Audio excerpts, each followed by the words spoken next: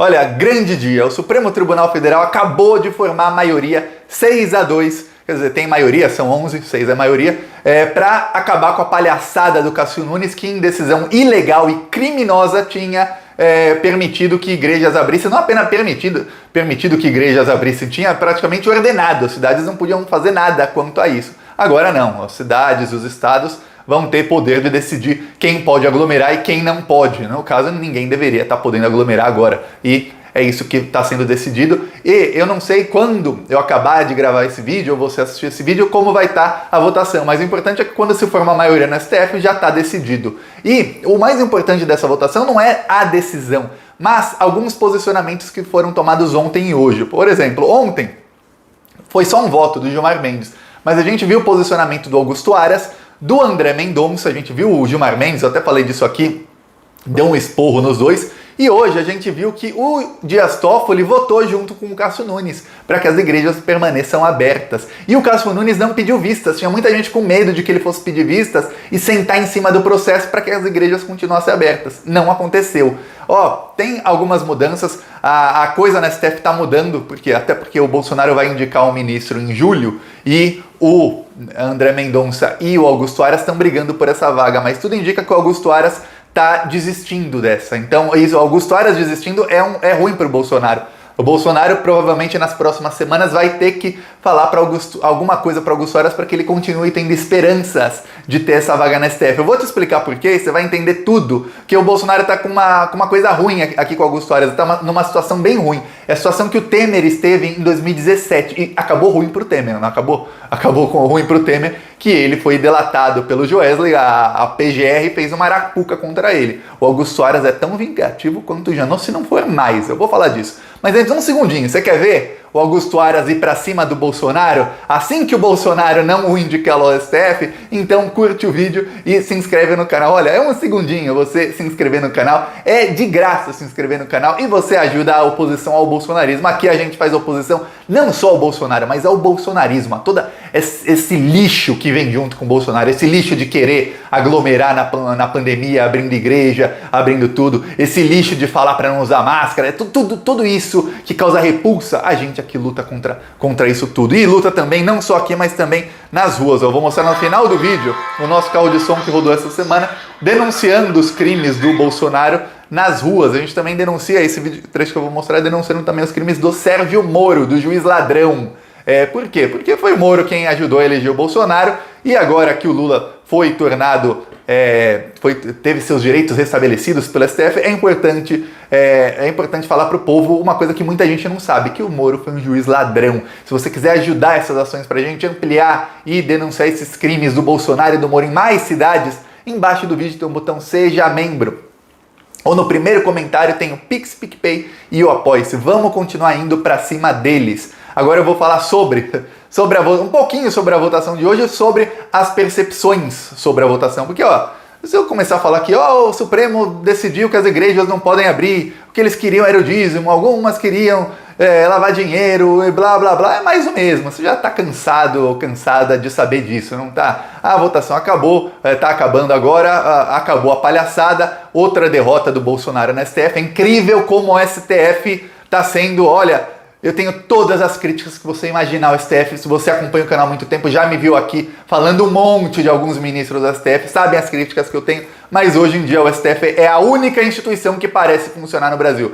E o Congresso Nacional, nada, e o Poder Executivo, que é o Bolsonaro, nem se fala. Tá, o Bolsonaro teve a derrota no STF. Uma coisa, ontem, o André Mendonça e o Augusto Aras estavam...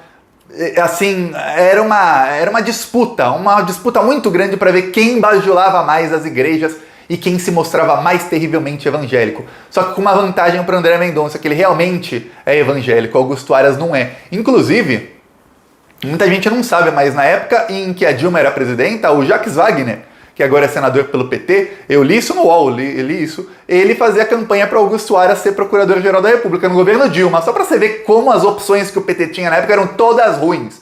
Foi o Janot, que foi a pior desgraça que a Dilma fez, foi colocar o Janot 2 vezes como procurador-geral da República, foi um dos bastiões do golpe. Imagina se fosse Augusto Aras, pior ainda, eu não sei qual é pior, eu realmente não sei qual é pior.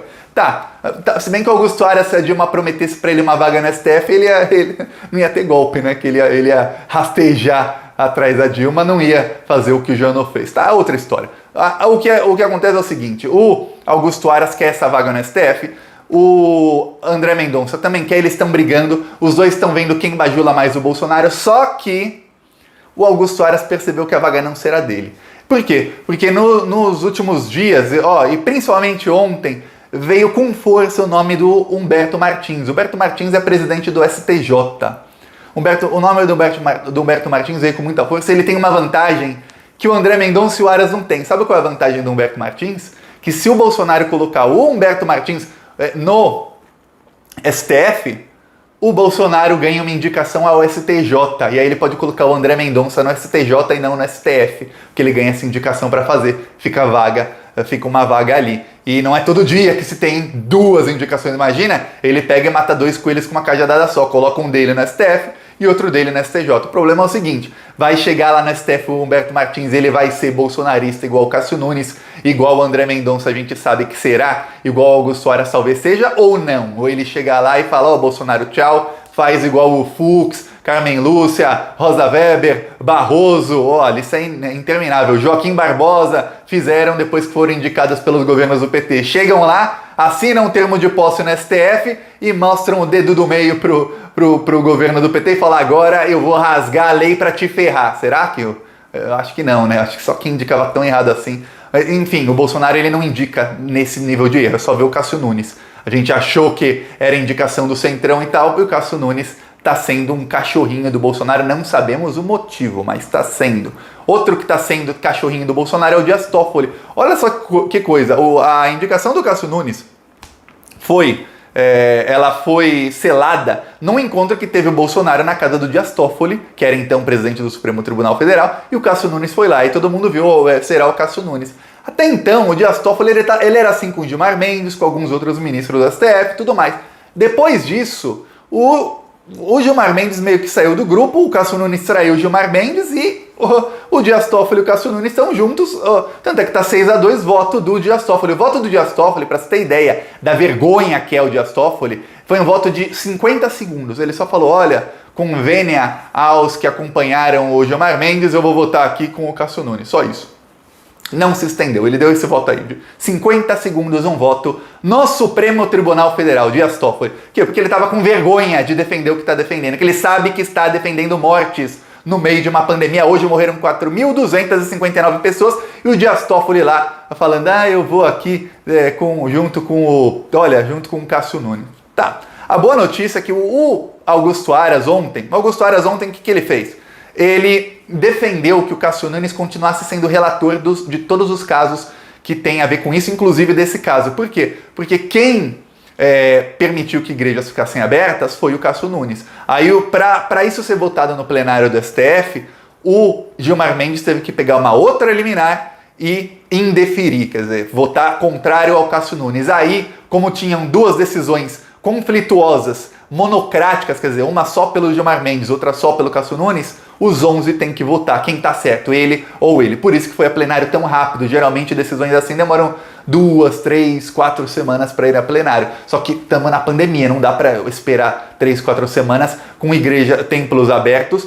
Igreja é um dos lugares mais perigosos para ir durante a pandemia, isso é provado no mundo inteiro, e não dava para esperar. Então foi rapidamente por conta dessa manobra jurídica do Gilmar Mendes. Só que aí o Augusto Aras falou, olha, como quem permitiu a abertura das igrejas foi o Cássio Nunes, eu quero que o processo, a relatoria fique com ele. Sabe o que isso significaria na prática? Significaria que qualquer outra liminar desse tipo iria direto para o Cássio Nunes e ele monocraticamente, aí sim, só ele poderia decidir se sim ou se não, e ele colocaria para votar quando ele quisesse. Ou seja, estaria dando poder para o Cássio Nunes fazer de novo alguma outra decisão ilegal, importando lei lá dos Estados Unidos para abrir igrejas.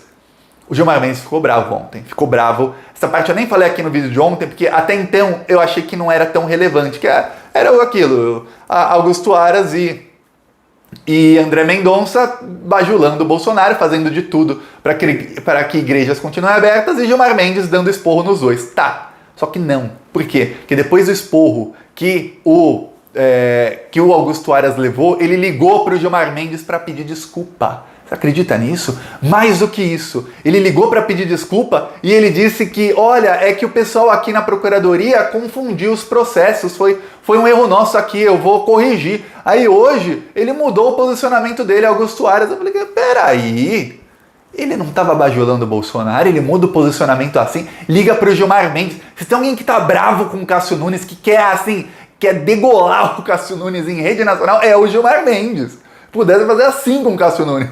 É o Gilmar Mendes. Aí ele liga para o Gilmar, e ainda publicamente, né, que eu tô falando aqui, você tá sabendo, eu tô sabendo, saiu na mídia, tem muito mais gente sabendo, quer dizer, fica na mídia ainda. Sabe por quê? Que ele percebeu, o Bolsonaro vai indicar o André Mendonça ou o Humberto Martins para STF, não será o Augusto Aras. O Augusto Aras está fazendo, sabe o quê? Mandando um recadinho. Esse recado, a ligação dele para pedir desculpa para o Gilmar Mendes e a mudança de hoje não era recado para o Gilmar, é um recado para o Bolsonaro, que é o Bolsonaro, é isso mesmo então, você vai indicar os outros. Eu fui aqui, Procurador-Geral da República, fiz tudo para vocês, você vai me deixar na mão, você vai deixar eu morrer na praia. Vamos ver quem vai morrer na praia. Eu vou te lembrar o que faz um Procurador-Geral da República quando ele tá com raiva. Eu sempre falei aqui no Plantão Brasil, inclusive quando falar, o PT tem que fazer autocrítica. Para mim, a única autocrítica que tem que ser feita pelo Lula e pela Dilma, que se eles fizerem eu vou falar, isso, essa é autocrítica. É autocrítica de aprender a indicar para o Supremo Tribunal Federal e principalmente para a Procuradoria-Geral da República, não indicar traidores, gente que vai rasgar a lei para ferrar o PT. É isso, essa é a única autocrítica, que as indicações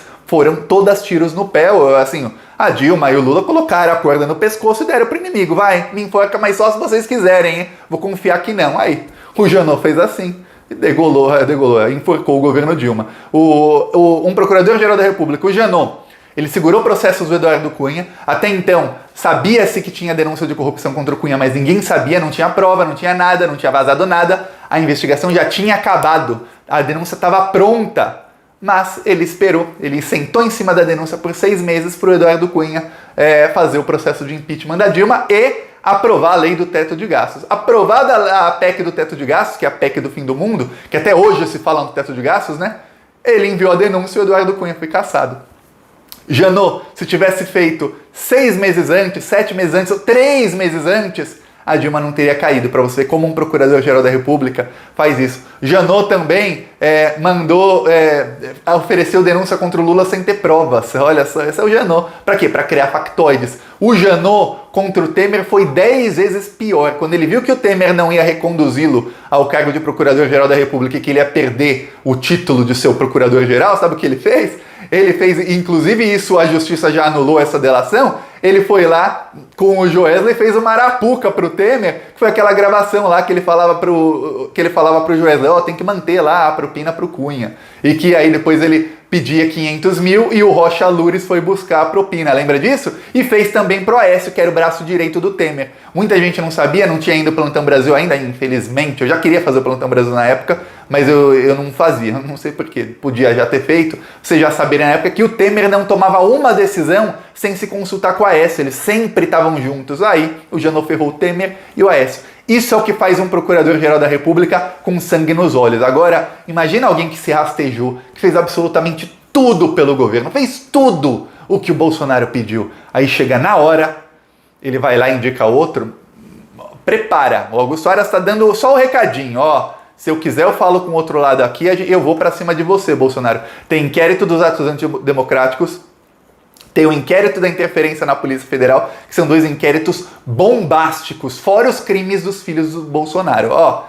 O aviso tá dado, vamos ver quais serão os próximos episódios, mas o bom é que hoje foi um grande dia, igrejas vão fechar. Olha, não é porque a igreja vai fechar que eu tô comemorando, é porque não vai ter aglomeração, não pode, tá na pandemia. O que não pode é ter aglomeração, infelizmente, igrejas abertas aglomeram. Vai fazer culto na TV, esses pastores aí que estão, eu ia falar uma coisa, não vou nem falar, que estão aí brigando tanto, Silas Malafaia, eles têm todos os tempo na TV, desde que eu sou criancinha, você põe na Band de madrugada, tá lá o Valdomiro Santiago, sei lá qual pastor que tá lá, fazendo culto pela TV, e até falam, coloca um copo d'água do lado da TV, uma vela do lado da TV, até falam isso, para dar energia do Senhor, quer dizer, pela TV da sua casa, pelo sinal analógico da época, passava a fé. mas agora pela internet não passa mais, né? É engraçado, que coisa, olha. Por que eles têm canal no YouTube, então? Pra que tem canal no YouTube esses pastores? Deleta, então. Se só pode em pessoa, deleta, já que não dá pra fazer online, missa, culto. Pô, olha, só pra ver como é que eles são. Eles queriam grana, não é nada de religião, não. Aí, olha aqui o carro de som, ó. Sérgio Moro era tão justiceiro, mas largou o emprego de juiz para ser ministro de um governo genocida. Bolsonaro só foi eleito por causa de Sérgio Moro, que comandou a Lava Jato e prendeu Lula sem provas. Lula era o líder em todas as pesquisas em 2018. As mensagens periciadas mostram que Moro não agiu como juiz. Ele mentiu para prejudicar o PT e virou ministro do governo Bolsonaro. A própria esposa de Moro disse que Bolsonaro e Moro são um só. O New York Times descreveu isso tudo como o maior escândalo judiciário da história. Você se lembra? Olha, esse foi no Rio Grande do Sul. Eu ia mostrar aqui o carro de som que rodou ontem no Rio de Janeiro, mas o rapaz falou que o celular lá do rapaz que estava rodando travou e ele perdeu os vídeos. Como é uma empresa que já fez pra gente várias vezes, já mostrei os vídeos aqui no canal várias vezes, eu confiei que ele realmente fez o serviço, mas ele vai fazer de novo, de graça, e vai mandar os vídeos, ele vai fazer amanhã de novo de graça o serviço, outro serviço, vai rodar mais 2 horas, e aí manda os vídeos, eu mostro aqui amanhã e a gente continua contratando se tiver tudo certo. É isso, e se você quiser ajudar com essas ações, embaixo do vídeo, seja membro, no primeiro comentário tem o Pix, o PicPay e o Apoia-se, vamos continuar ampliando e continuar com a onda verde fazendo oposição ao desgoverno Bolsonaro. Falou!